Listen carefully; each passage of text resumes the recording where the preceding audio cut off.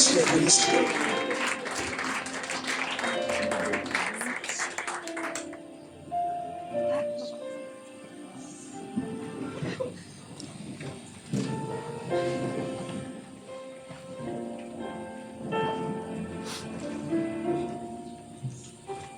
Hallelujah. Praise God. Amen. The Holy Spirit is in this place. Amen. I can sense Him. He's all over this place. Praise God. Amen. Let us just be hungry for Him. Oh, hallelujah. Amen. I would like to greet all of you, Bazalwane, in the wonderful name of our Lord Jesus Christ.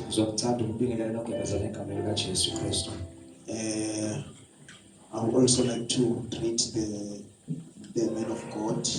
I would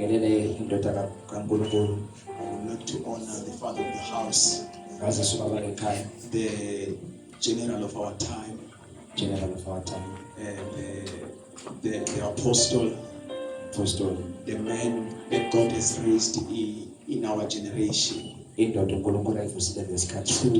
this great flock of God, the man of integrity and honor,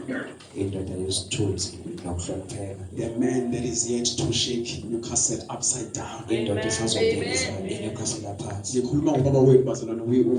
supposed to be clapping hands.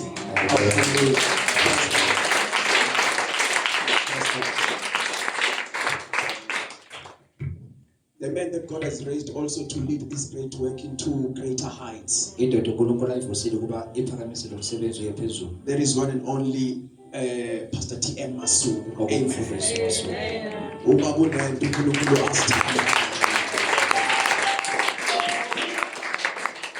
Uma kunento uNkulunkulu asithanda ngayo ukuzivusela umalusi ngokwenhliziyo yakhe. Awu haleluya bazalwane.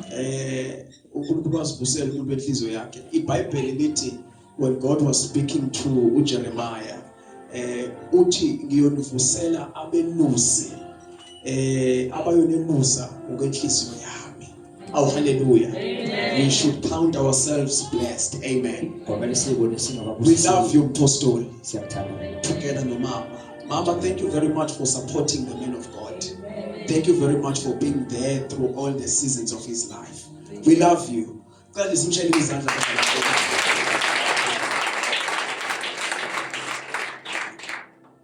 Are we ready for the word? I would also like to greet all the pastors in the house, Pastor Sizani, all the fathers, the mothers, the Dombis and the Zizwas, in the wonderful name of our Lord Jesus Christ. Just turn to your neighbor and say, neighbor, I'm so glad that you are here. Just turn to the other one and say, Maza, what's the one who shapes you? I'm trying to get my smile.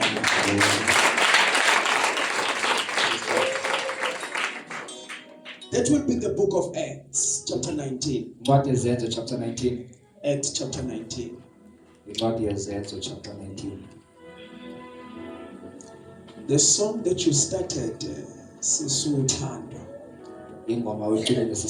was very prophetic. It is prophetic because it's going to join with what we are going to be speaking about. The power of the Holy Spirit and His revival. Praise God. Hallelujah. Are we there? Acts chapter 19. Chapter 19. This is number 1. Verse 1.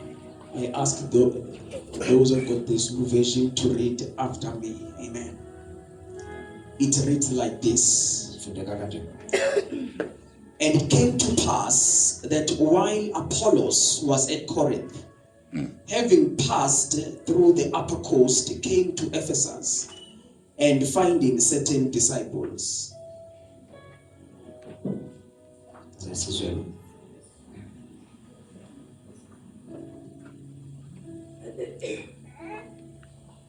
Acts chapter 19, verse number 1. Wathi uApollo eseKorinte, uPaul wafika eFesu esedabulile amazwe angasentla. wafumana abafundi abathile. Verse number 2. He said unto them, have ye received the Holy Ghost since ye believed? And they said unto him, we have not so much as heard whether there be any Holy Ghost. Wathi, namamkela yini umoya ongcwele mhla nikholwayo na? Bathi kuye, chabo, asizwanga nokuzwa ukuba kukhona umoya ongcwele. And he said unto them, unto what then were you baptized? And they said, unto John's baptism. Wathi, pho nabhaphathiselwa kukuphi na? Base bethi, kukho ukubhaphathizwa kukaJohane. Then said Paul, John verily baptized with the baptism of repentance, saying unto the people that they should believe on him which should come after him, that is on Christ Jesus. Paul wayesethi uJohane wabhaphathiza umbhaphathizo wokuphenduka ethi kubantu mabakhole nguyena obeza kuza emva kwakhe ungukuthi uJesu. Last but not least, when they heard this, they were baptized in the name of the Lord Jesus. Bathi ukuzwa lokho babhaphathizwa egameni lenkosi uJesu. Number last. And when Paul had laid his hands upon them, the Holy Ghost came on them, and they spake with tongues and prophesied. Wathi uPawuli esebekile izandla phezu kwabo, moya ongcwele wehlela phezu kwabo, base bekhuluma ngelimi baprofeta. Oh, hallelujah. Amen. Let us just close our eyes where we are. I know it has been a long day, and we are probably fatigued. But tonight, let us just allow the Holy Spirit. Just right where you are, as your eyes are closed, just tell yourself within you and say, Holy Spirit, I need your touch. That's right, just tell yourself as you are quiet, that Spirit of God, I have been dry for some time. I need your touch. When you touch others, don't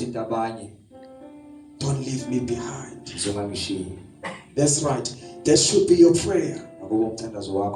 Father, in the name of Jesus Christ of Nazareth, Father God, it is my prayer even today, tonight. We are giving you praise. We are giving you glory, oh Holy Spirit.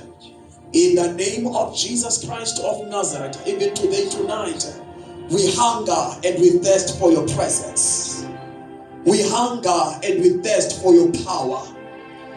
We hunger and we thirst for your revival. We hunger and we thirst, Father God, for your anointing. In the name of Jesus Christ of Nazareth. Yes, oh Jehovah God. Touch us, oh Jehovah, and indeed we shall be touched. Revive us, oh Jehovah God, and indeed we shall be revived. In the name of Jesus Christ of Nazareth. Do it for your glory. Do it for your will, oh Father. In the name of Jesus. As the people of God say amen. Amen. Oh, hallelujah. Praise the Lord. Praise God. Amen.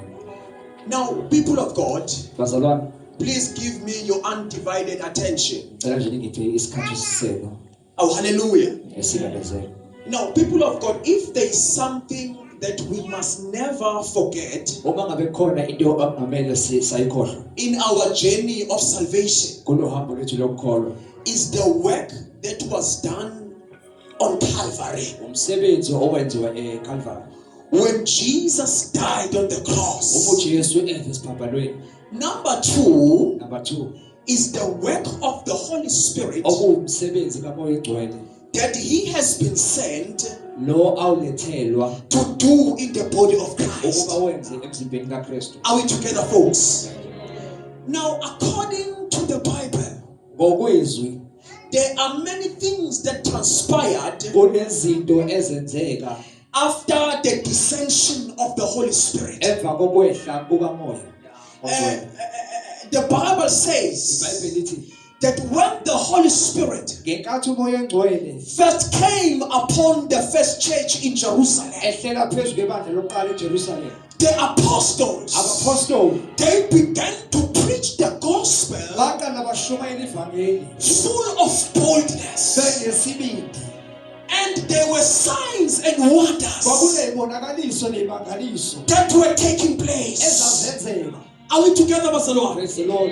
You remember Peter Uyamkhumbula uPetru on the day of the Pentecost, ngosuku lwePentecost, after the Holy Spirit has descended upon the church. emva kokuba umoya ongcwele ehlele phezu kwebandla. The Bible says that the Holy Spirit came upon them Lithi iBhayibheli umoya ongcwele wehlela phezu kwabo and he filled the whole room where they were. wagcwalisa indlu yonke lapha babekhona. And there were tongues of fire Kwakunama-tongues omlilo that began to sit upon them. ehlela phezu kwabo. Then the Bible Bese says, iBhayibheli lithi and there were flames of fire kwakunomlilo that began to sit upon each and everyone who was there. owehlela phezu kwabo. Oh, hallelujah, was the Lord. Praise the Lord. Praise God. Amen. No, as the Spirit of God was moving, Umoya ongcwele esamuva. the Bible says iBhayibheli lithi that there were Jews kwakunamaJuda who were not in the upper room. awayengekho egumbini eliphezulu. When they heard, Uma bezwa, when they heard them praying and babbling in uma tongues, ngabe bezwa bekhuluma ngezilimi, they began to say they are drunk. bacabanga ukuthi badakiwe, They had too much wine. sebephuze kakhulu iwayini. Oh, hallelujah. Hallelujah. Praise God. But the Bible says iBhayibheli lithi that Peter, being filled by the Spirit of God, uPetru egcwaliswe ngomoya kaNkulunkulu he began to say unto those Jews wathi kulawo maJuda, that these people, labantu laba they are not drunk as you think, abadakwanga ngale ndlela nicabanga ngayo, but this is what, kepha lokhu but this is that which was spoken yinkonja lokhu ilokho kwakhulunywa by the prophet Joel, kwakhulunywa uprofethi uJoel that in the last days ukuthi ngayinsuku zombili I shall pour out my spirit ngizakhulula umoya wami upon all phezu flesh. kwayo yonke inyama, Your sons, amadodana your daughters, namadodakazi they shall prophesy, abaprofethi and your young men, nabancane they shall see visions. bayabona imibono, Your old men, abakhulile they shall dream dreams. bayophupha namaphupho. Oh, hallelujah. Praise the Lord. Praise God. The very same Peter Yena futhi loyo Petru who denied Jesus awaphi kuJesu 3 times kathathu when Jesus was about to go to Gethsemane. uJesu wayezoya eGetsemane, But when the Holy Spirit came kepha umoya ongcwele mayehla upon Peter, wehlela kuPetru, the man rose up indoda yaphakama and he preached the gospel wesukela ivangeli full of power, egcwaliswe ngamoya, full of the anointing. egcwele udumo. When the Holy Spirit Umoya comes, ongcwele ehla is the anointing of God. kunodumo lehla. Praise the Lord. When he comes, Ungafika there is the spiritual power kunamandla kamoya that is being deposited ahla phezu kwakhe, upon your life. phezu kwempilo yakhe. Oh, hallelujah. Praise the Lord. Because when the Spirit of God comes, Ngomoya ongcwele mayehla, what is impossible with man, lokho kungenzeki kubantu, with God is possible. ngoNkulunkulu kuyakuyenzeka. Oh, hallelujah. No.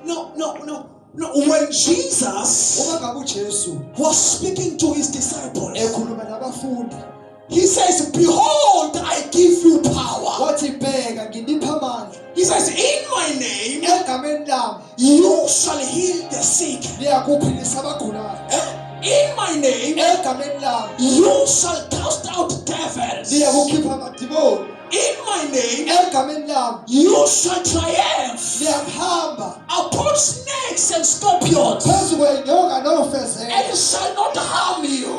angeke kulimaze. Why is it like that? Kungani kunjalo? It is because the Spirit of God Ngoba umoya kaNkulunkulu has taken over. usengenile noma useqalile ukusebenza. Oh, hallelujah. Amen.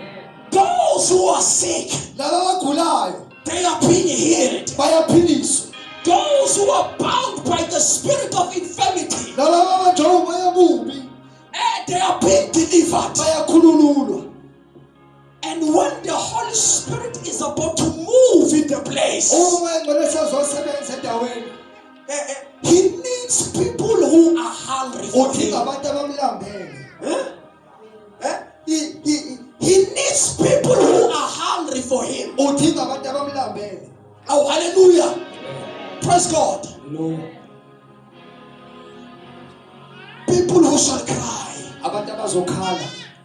People who shall call upon Him Abantu abazombiza. and say, Holy Spirit, Bethi moya engcwele.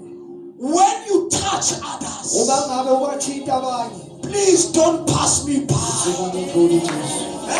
People who shall go down Abantu abazoguqa. and say, Spirit of the living God, Moya kaNkulunkulu. when your hand is about to touch your people, Uma ngabe uzothinta abantu. remember me. Uzomkhumbula. Hungry folks. Abantu abamlambele. God is looking for that type of a generation. uNkulunkulu udinga labo bantu. Oh, hallelujah. Hallelujah. You remember when Peter and John Uyakhumbula uPetru noJohane were going to the temple beye ethempelini. in the hour of prayer. Bekuyisikhathi sokukhuleka. The Bible says iBhayibheli lithi that as they were on their way to the temple, ngale nkathi besendleleni ethempelini they met a crippled beggar. bahlangana nendoda eyixhwalile. Oh, hallelujah.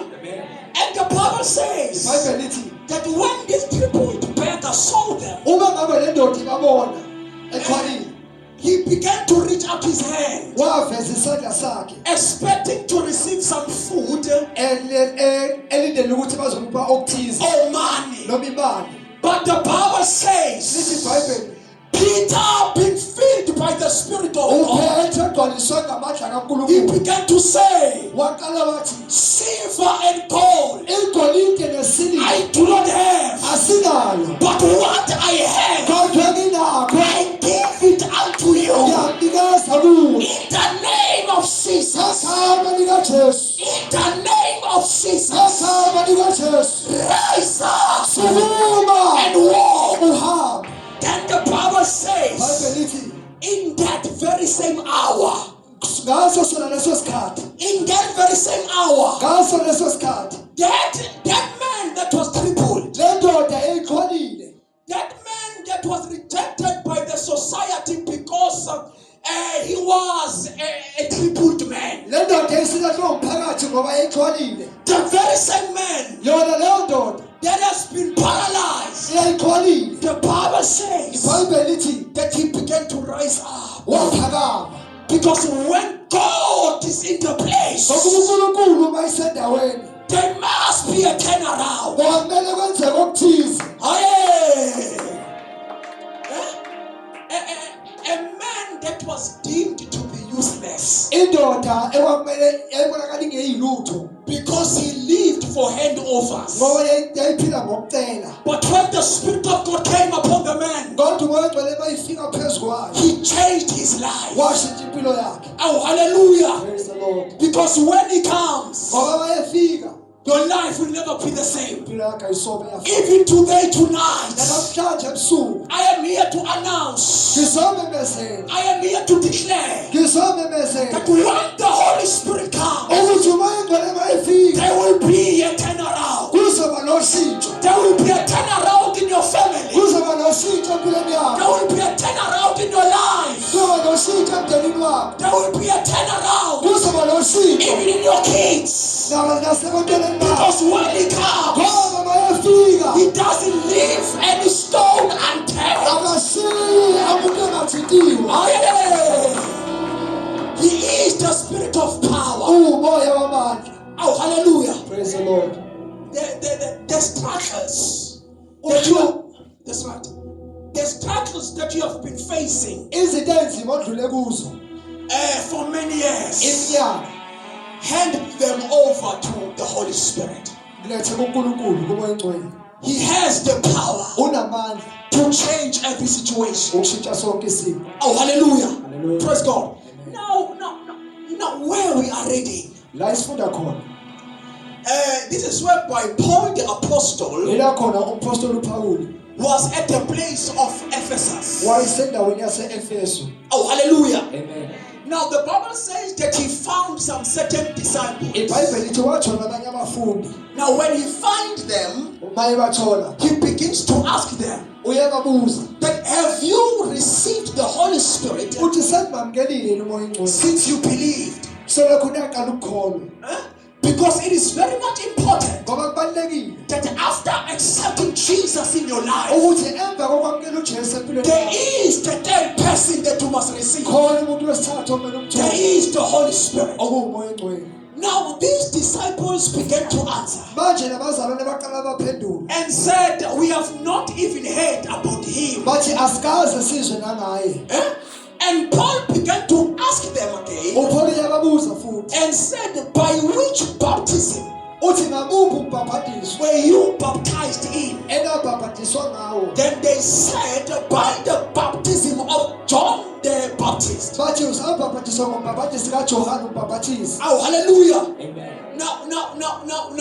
Now, Paul began to elaborate to them Bese uPaul waqala wachazela that the baptism of John ukuthi lo mbhaphathizi kaJohane was a baptism of repentance. kwakuwubhaphathizo wokuphenduka. Meaning, when a sinner repents, Okungabi isona isiphenduka he must be baptized kwamele abhaphathiswe in the many waters. emanzini. Oh, hallelujah. Amen. Praise God. Amen. Then the Bible says iBhayibheli lithi that when they heard uma ngabe bezwa what the Apostle Paul was saying, lokho kushiwo umpostoli uPaul, the Bible says that then they were baptized in the name of the Lord Jesus. lithi iBhayibheli babhaphathiswa egameni likaJesu. Then the Bible says that then Paul began to lay his hands upon them. Lithi iBhayibheli uPaul wabelibeka isandla sakhe phezu kwabo.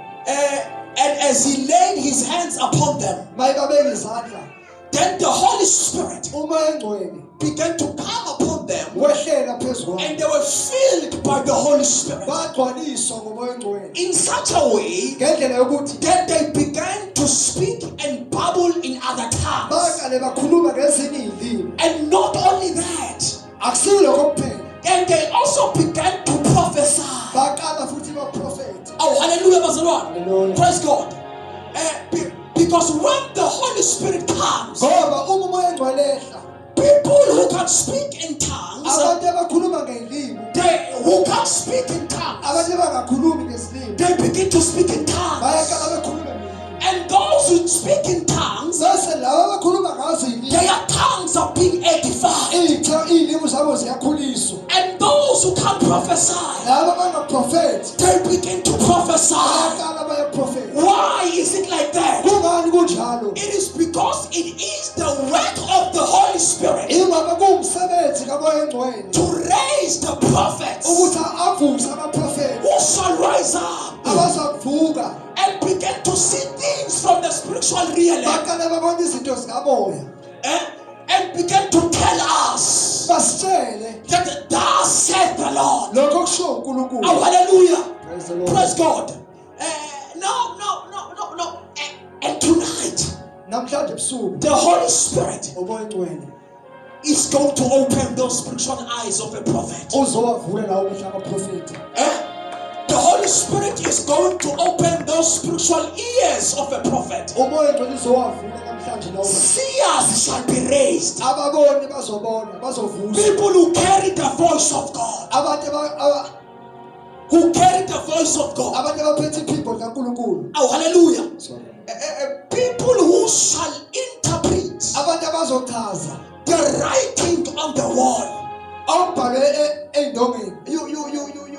You remember when Belshazzar the king, Uyakhumbula inkosi Belshazzar, Belshazzar. oh hallelujah, Amen. the king of Babylon, Inkosi yaseBhabhiloni when he took the sacred vessels of God bayethatha izitsha zikaNkulunkulu in the temple, ethempelini. the Bible says iBhayibheli lithi that God appeared uNkulunkulu wavela with the finger writing on the wall. kwabonakala isandla sibhale ebondeni. It was written mene. Tiker, you foreseen. Oh, hallelujah. Hallelujah. Praise God. Now, there was a need of a prophet Kwakunesidingo soprofethi called Daniel. kwakuDaniel, A man who was going to interpret umuntu owayezochaza the writing on the wall. lokho kwakubhalwe ey'ndongeni. Then the man of God, the prophet said, Indoda kaNkulunkulu uprofethi yathi, that thus said the Lord, O King, yilokho okushiwo inkosi uNkulunkulu, you have been weighed on the balances ukaliwe and you have found one thing. watholakala ulula, Your days are numbered. iy'nsuku zakho zibaliwe. Why is it like that? Kungani kunjalo? There was the voice in the land. Kwakunesikhala emhlabeni, There was the voice in the land kwakunephimbo emhlabeni that stood in the gap for the Holy Spirit. elavela esikhaleni sikamoya oyingcwele. Oh, hallelujah. Haleluya. And tonight, Namhlanje ebusuku those prophets are going to be raised. laba baprofethi It bazovela is the work of the Holy Spirit umsebenzi kamoya oyingcwele to sharpen and to activate ukuthi bavele every gift in the house. zonke iy'phiwo zikaNkulunkulu endlini. Oh, hallelujah. Haleluya. Listen to me, folks. Cela ningizwe. If we don't have the manifestation of His presence, the Holy Spirit, Uma ngabe singenakho ukubonakaliswa kwamandla kaNkulunkulu in our gatherings, ekuhlanganeni kwethu as the body of Christ, njengomzimba kaKristu, we have nothing. asinalutho. Without the anointing, Ngaphandle kwengcobo, the church is like a club. ibandla lifana neclub. A sermon is like a speech. Kunjenge-speech. Come on, my brother. A sermon is like a speech Intshumayelo injenge-speech with no impact whatsoever. esingenanzuzo. A worship. Indumiso A worship is like a concert. kuba ngathi concert, We are just performing siyaperforma nje without the Holy Spirit. ngaphandle kamoya oyingcwele. Prayer Umthandazo is like a wishful thinking. kufana nje nokucabanga okukhulu, Oh, hallelujah. Because the Spirit of God is not there. ngokuba uNkulunkulu, umoya kaNkulunkulu awukho. People of God, Bazalwane, without the Holy Spirit, ngaphandle kamoya oyingcwele we have no power. asinamandla. He is the owner of power. Ungumnikazi wamandla. When we have Him, Uma sinaye we have the power. sinamandla. Unamandla. He has the power. Aye. Oh, hallelujah. No. Ngifuna ukushaya moya la. Ingakho sizokhonza nama-gays and lesbians. Size siwanikeza ama-microphone bedumise ngaphambili. Because we have no power to deliver them. Ngoba sinamandla. Where is the power from above? Apha amandla. Where is the anointing Luphi uqobo that breaks every yoke? elingabulili We wakho need the power. abasithile amandla. Aye. Praise the Lord. We have allowed the abomination Sivumele to incithakalo stand in the holy altar, ukuthi igibele altare, to lead the church of God. ukuthi ihole ibandla. That is the danger that we have. Into nayo inkinga esinayo. If we don't have the Holy Spirit, Uma ngekho umoya we oyingcwele walk by flesh. sihamba ngenyama. Where is the power? Apha We need amandla. the power from above. Sithile amandla. Hey. When the Holy Spirit comes, Uma umoya oyingcwele I afika, can sense the anointing right now. yabuza I can uNkulunkulu. sense the anointing. When the Holy Spirit comes, Uma umoya oyingcwele afika, there are bondages of years. There are bondages. iy'bopho, There are bondages of years iy'bopho zeminyaka that shall be broken zizonqamuka by the power of the ngamandla Holy Spirit. kamoya oyingcwele. People of God, Bazalwane, we need Him. siyamdinga, We depend on Him. sime ngaye. He is the Spirit Umoya that proceeded out of the Father. onothile. He is the Spirit Umoya that proceeded out of the Father. Yahweh. He came from God. wavela kuNkulunkulu. Praise God. He is not a force. He's not a force. Akasiyona force. That's right. He's not a force. Akasiyi force. He is God. uNkulunkulu In the person, the Holy Spirit. ovela ngomoya oyingcwele. Oh, hallelujah. And the power Lawo mandla of the Holy Spirit kamoya oyingcwele is available tonight akhona namhlanje. to those who are hungry for Him. Akhona kulabo abamlambele. That's right. To those who are hungry for Him. Labo abamlambele. I don't know what kinds of addictions Angazi ukuthi yini ibapha ama-addictions. that have been holding you back. Lawa akubambile. Oh, hallelujah. I don't know what kinds of habits Angazi ukuthi ibapha ama-habits and the bondages nayibopho that have been holding you back. ezikubambile. But I'm here to announce Kepha ngizomemezela that there is the power from heaven ukuthi akhona amandla avela in ezulwini the person, the Holy Spirit. avela ngomoya oyingcwele. The Bible says Ibhayibheli lithi that the anointing of the Holy Spirit, uthaba lukamoya oyingcwele it breaks every yoke. liqabula iy'bopho. The yokes of the devil, Iy'bopho they zikaSathane shall be broken. ziyanqanyulwa. The genealogical curses, Kodolo, Ukhondolo it shall be broken. ziyanqanyulwa. Why? Kumandla There is the power kunamandla from above. amandla avela ezulwini. That's right, that's right, that's right. Let us just stare at our feet Ngenyawo. and close our eyes. We need Him. Siyamdinga. We depend on Him. Sibe naye. I can sense the anointing. Just close your eyes where you are. Yaluza ugcobo ngicela sivale namehlo. The Spirit of God Umoya kaNkulunkulu is in the place. ukhona ngaphansi kwethu. Just open your mouth where you are and say, Holy Ghost, I hunger for you. Cela uvule umlomo uthi uNkulunkulu. Oh, yes. Shandala mama ho sata. Ripa basaya. Lama mandoko sai. Holy Spirit, I hand over this time unto you. In the name of Jesus. Yes. Yes. Who wants to receive the first drop of the anointing? Ngabe ukhona yini ofuna I can sense the anointing right now. Yaluza ugcobo. Who wants the infilling of the Holy Spirit? Ngabe ukhona yini ofuna ukuzwa ugcobo kamoya. Just come and raise your hands. Beluze ngaphambili ufana There is the anointing in the altar. kunogcobo olukhona e-altar. Oh yes. Shandala mamandoko sai. I need people who are hungry. Ngidinga abantu abamlambele. People who say, I have been dry for some time. Abantu abathi ngome I need the infilling of the Holy Ghost. ngidinga ukugcwaliswa umoya oyingcwele. Lord, fill me. Nkosi ngigcwalise. Oh, Shandala Mamandoko Sai.